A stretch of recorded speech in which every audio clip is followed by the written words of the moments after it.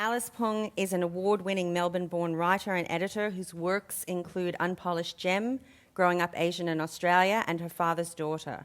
She is the current writer-in-residence at Janet Clark Hall, the University of Melbourne. On question 1. Good evening, everyone. Thank you for being here tonight.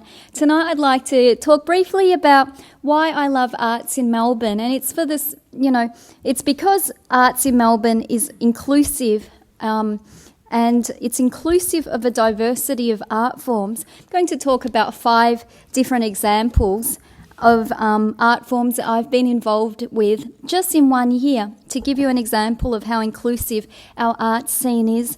A couple of months ago, I gave a talk at the Wheeler Centre on the Australian Literature 101 series, which are a series of free talks to introduce an audience to Australian literature. And the book that I was allowed to pick was Ruth Park's Harp in the South. Generally, I get asked to talk about Asian Australian literature or cultural issues or multiculturalism, but I talked about Harp in the South because the other aspect of my writing is class, and so the Australian Literature 101 series is very inclusive in that it educates a larger audience about Australian literature. I was also involved in the Melbourne Writers' Festival. Now, when you think of writers' festivals, you think of eminent people coming to give talks, but there's also a little-known section which is quite large of the festival, which are the school sessions. So I did about almost 9 sessions at the immigration workshop, and students came from Melbourne, but some of them came as far away as country towns or Geelong or schools that otherwise would not have afforded to have a writer at their school.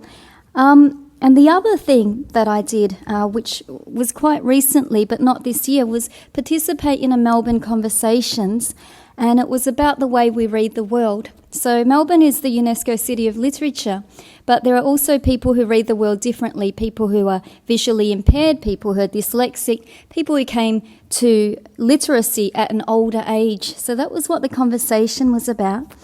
The other aspect of Melbourne arts that I've been involved with is I've had the great honour of being in the Malthouse Theatre's Artistic Council, along with my friend David Nguyen, who is a community theatre maker. And the Malthouse director, Marion Potts, is here tonight. I talked to her this afternoon because I was doing this, and she spoke of the theatre ecology of Melbourne and how Melbourne fosters creativity from the garage bands and living room art projects or play scripts that turn into a catalyst for productions such as plays in the Malthouse and the MTC. Melbourne is a city that allows for a crossover of art forms, dance, theatre and visual art.